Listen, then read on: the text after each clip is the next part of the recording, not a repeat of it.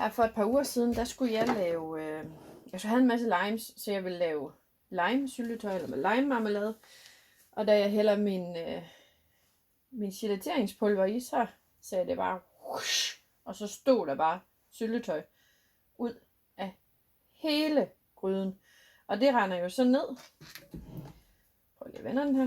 Det render jo så ned i siden her, mellem indergryden og så siden, og ender hernede nede i alt elektronikken, som vi har hernede.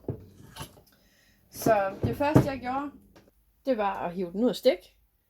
Så fik jeg fjernet min indergryde, og så fik jeg flippet den rundt, så vi fik bunden i vejret, så vi kunne afholde så meget som muligt fra at rende ned i det her.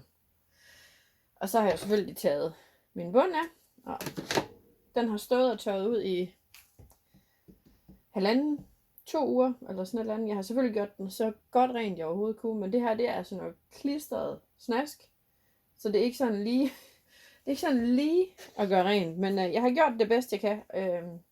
Nu skal vi så have bunden på igen. Det er jo det gængse tip, det er, at hvis du hælder vand i indergryden og oversvømmer den, så skal du vende den på hovedet, og så lade den lufttørre i 72 timer, tror jeg det er, de siger, de kloge hoveder. Og det her, det er lidt en sjov skrue, det er sådan en, skismæk. Og man kan se det. Nej, ikke rigtigt. Sådan. Men det er lidt en sjov en. Jeg bruger bare en, jeg har en trekant. Nå. Den passer bare ikke rigtigt derinde i. Nu vil se, om jeg kan finde ud af at få den i igen.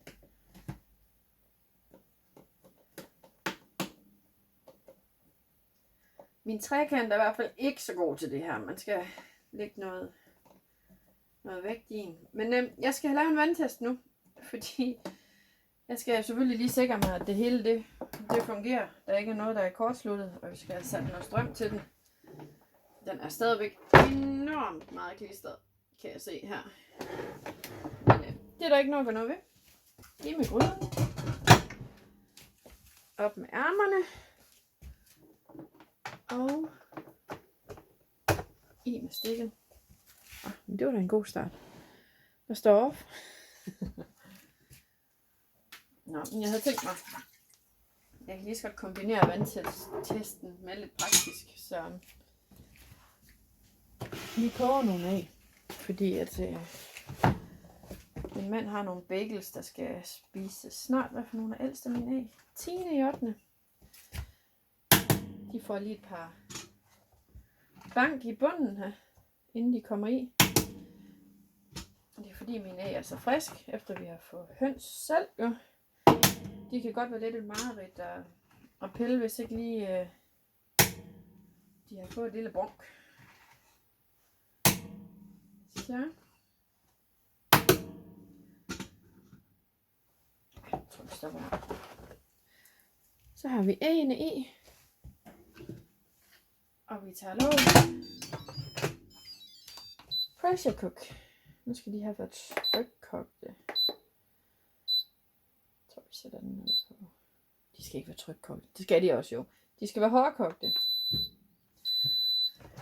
Så får vi se. Jeg forventer jo lidt, at der kan komme til at lugte brændt. Vi gjorde det sidste gang. Det var i øvrigt. Jeg tror, det var noget ribsgel. Så det var også en marmelade næsten. Der kan også godt komme røg, vil jeg sige. Igen, tingene, der sidder omkring varmelemmet, kan jeg risikere, at det lige skal brænde af. Den sidst, som jeg var uheldig med, den fungerer i bedste velgående stadigvæk. Og den lugter ikke brændt mere. Det gjorde den lige i starten der.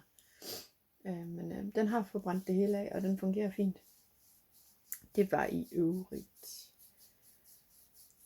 crisp brun, mener jeg, hvor den gjorde det ved. Eller den gjorde det. Jeg gjorde det. Men sådan går det jo en gang imellem, når hverdagen den bare kører derudad, så sker der nogle ting. Mine ting er også begyndt at falde af nu, fordi jeg skrubbede den så hårdt. Så, der begynder at komme lidt røg nu i siderne. Og det er de ting, der sidder nede på varmeelementerne, der bliver varmet op. Og jeg har vinduerne åbent. Så må vi se, hvordan det går.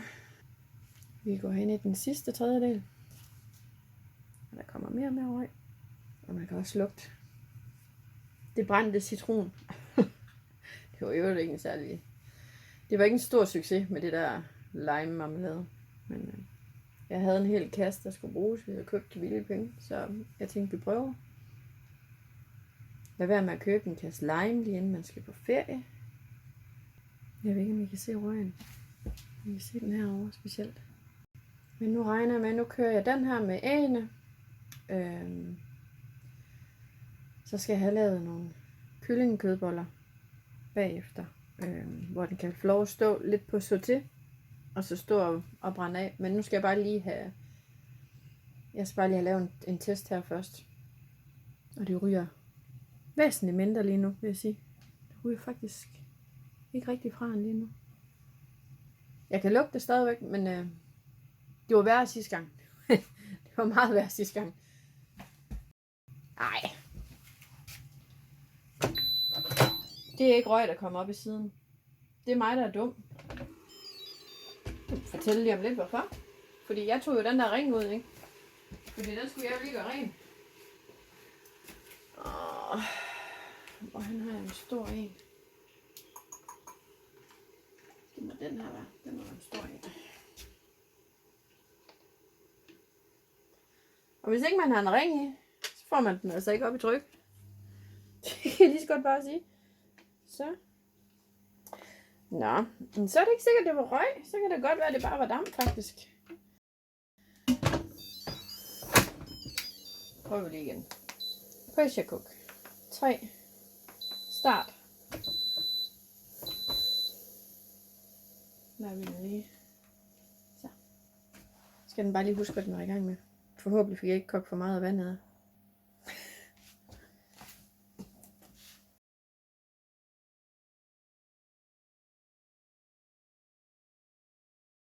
Men det var så et glimrende eksempel på, at hvis ikke man sætter ringen i, så står der damp ud af siderne. Og ikke røg.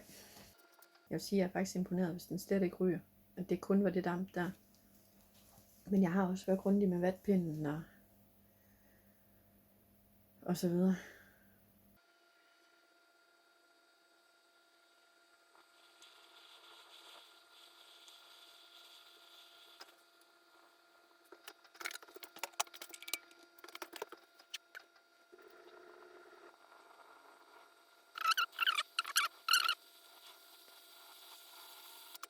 Så lukkede den ventilen. Så tror jeg ikke, at det bliver et problem. Så længe vi er nået dertil, så skal den nok få gjort, tænker jeg. For nu kommer der ikke mere ud derfra. Og så er vi i gang. Yes.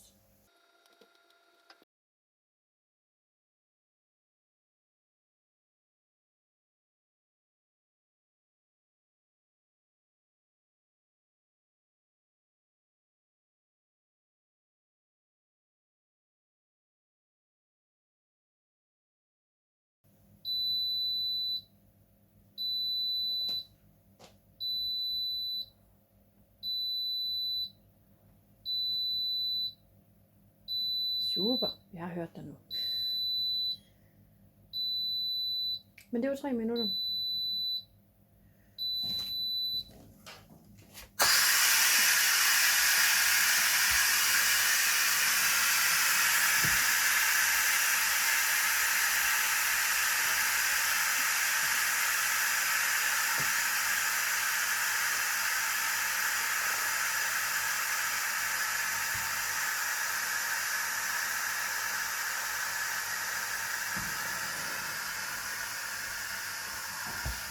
Umiddelbart er det jo gået fint. Altså, jeg tænker, vi er klar til at bruge den igen, som jeg plejer.